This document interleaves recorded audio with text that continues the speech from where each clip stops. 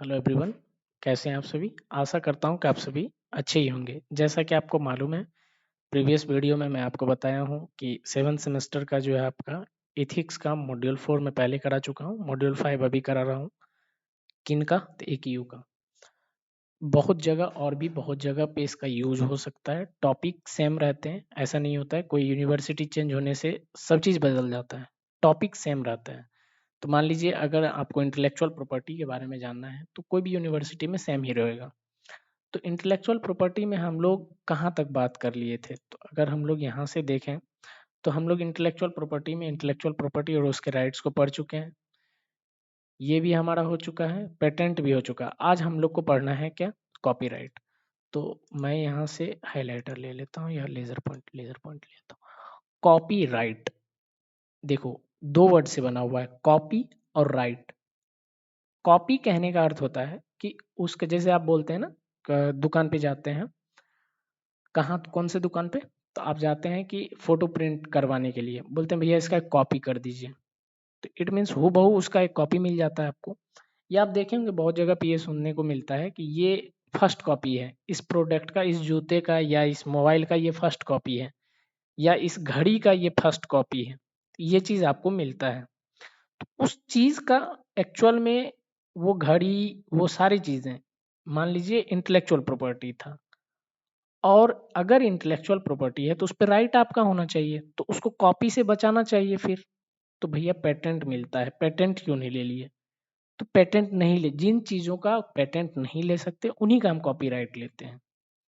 मान लीजिए वीडियो बनाना, आपने कोई वीडियो बनाया और वीडियो बनाने की चीज़ों को आपने पेटेंट करा लिया, तो इट मीन्स कोई अदर व्यक्ति उसको वो वीडियो बना नहीं सकता। तो फिर ऐसा तो होगा नहीं, गवर्नमेंट फिर ऐसी करेगी नहीं। तो फिर वो बोली, गवर्नमेंट बोली कि जिसका पेटेंट नहीं करा सकते हो ना, एक काम करो आप उसका कॉपीराइट करा लो। तो बोला ठीक है भैया, कॉपीराइट ही दे दो। तो ये चीज़ें आपको समझ में आ गई, कॉपी और राइट। कॉपी होने से बचाने के लिए आज जो आपको राइट मिलती है, एक्चुअल में वही कॉपीराइट है। तो कॉपीराइट एक्चुअल में और क्या है, उसको देखते हैं। कुछ ऐसे इंटेलेक्चुअल प्रॉपर्टी जिसको हम प्रोटेक्ट करने के लिए पेटेंट नहीं करा सकते, उन सभी चीज़ों के लिए हम कॉपीराइट करते हैं। तो वैसे इंटेलेक्चुअल प्रॉपर्टी क्या? तो इंटेलेक्चुअल प्रॉपर्टी जैसे आपका आइडिया था, लोगो था, कोई इन्वेंशन था, कोई विचार था, आपका थॉट्स था, वो सारे इंटेलेक्चुअल प्रॉपर्टी हैं। तो उसको, वो इंटेलेक्चुअल प्रॉपर्टी जिसको प्रोटेक्ट करने के लिए हम पेटेंट नहीं करा सकते, उन सभी चीज़ों के लिए हम क्या ले लेते हैं? कॉपीराइट ले लेते हैं। तो इसका कुछ लिमिटेशन है, उसको आइए देखते हैं। कॉपीराइट से, due to copyright we can only save the intellectual property from being copied और रिप्रोड्यूस।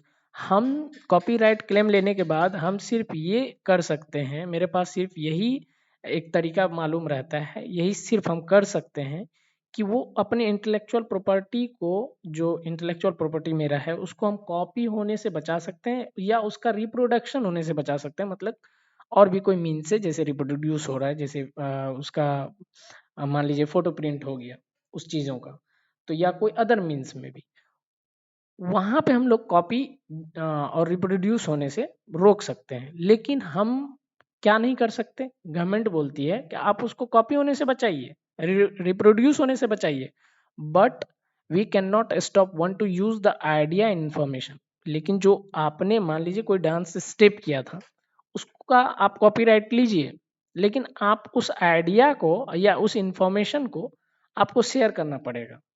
आप उसको स्टॉप नहीं कर सकते, कोई भी आदमी वो चीज कर सकता है। तो ड्यूरेशन और टर्म ऑफ कॉपीराइट क्या होता है, इस चीज को आइए देखते हैं। मान लीजिए आपने कोई आर्टिस्टिक वर्क किया, मान लीजिए यही एक आर्टिस्टिक वर्क है, इसको किया आपने, इसको, इसका कॉपीराइट ले लिया। लेकिन आप इसके आइडिया का कॉपीराइट कैसे लोगे? इसको कोई देखेगा तो इसको बनाएगा ही बनाएगा, इस तरीके का चित्रकारी करेगा ही करेगा। तो ये चीज अगर नहीं करेगा तो फिर क्या होगा कि आप किन्हीं को हिंडर कर रहे हैं बढ़ने से, आगे बढ़ने से। तो गवर्नमेंट ऐसा नहीं करती है, गवर्नमेंट हिसाब से ही सब चीज का कॉपीराइट आपको दिया जाता है। तो इसका लिमिटेशन लगा दिया कॉपीराइट का। तो ड्यूरेशन और टर्म ऑफ कॉपीराइट क्या है? इन केस ऑफ लिटरेरी, जो लिखने वाला चीज है, जैसे किताब वगैरह, नोवेल वगैरह लिखते हैं, या dramatic, music, artistic work, the duration of copy right is the life time of the author और आर्टिस्ट। ठीक है, जो ड्रामेटिशियन है, जो मान लीजिए कोई बुक वगैरह लिखते हैं या कोई आर्टिस्ट है, तो उनका जो है लाइफ टाइम भर उनको उस चीज का कॉपीराइट मिलता है। और 60 years counted from the death of author. मान लीजिए कोई एक बुक कोई आदमी लिखा, उसका उसको कॉपीराइट मिल गया, जैसे चेतन भगत, उनको उस अपने अपने बुक, उनके बुक का उसको कॉपीराइट मिला हुआ है। तो जब भी उसका बुक मार्केट में बिकता है तो उनको उस बुक का कुछ ना कुछ रुपया मिलता है, क्योंकि वो बुक सोल्ड हो रही है कोई अदर कंपनी के द्वारा। तो वो क्या करता है, उसको उसका पैसा मिलता है। तो ये कब तक मिलेगा भैया? तो उस व्यक्ति के लाइफ टाइम तक, जब से वो लिखा है, जब तक वो जिंदा रहेगा तब तक, और 60 साल मरने के बाद उनके फैमिली को। किन किन what can be protected under copyright? Copyright के अंतर्गत आप लोग क्या सब जो उसको प्रोटेक्ट कर सकते हैं? तो लिटरेरी और ड्रामेटिक वर्क, जो जो आपका लेखाकारी है या जो जो ड्रामा है, उस वर्क को आप जो है प्रोटेक्ट कर सकते हैं कॉपीराइट के थ्रू। कोई म्यूजिकल वर्क है, जैसे आप कोई बैंड बना लिए, तो नहीं बोलते हैं गाना में, आप लोग तो जनरली देखे होंगे, कोई गाना का बैंड है, कोई धुन है, बोल उसको वो लोग कॉपीराइट ले लेता है उसका। उसका फिर कॉपी अगर होता है तो कॉपीराइट क्लेम मार देता है।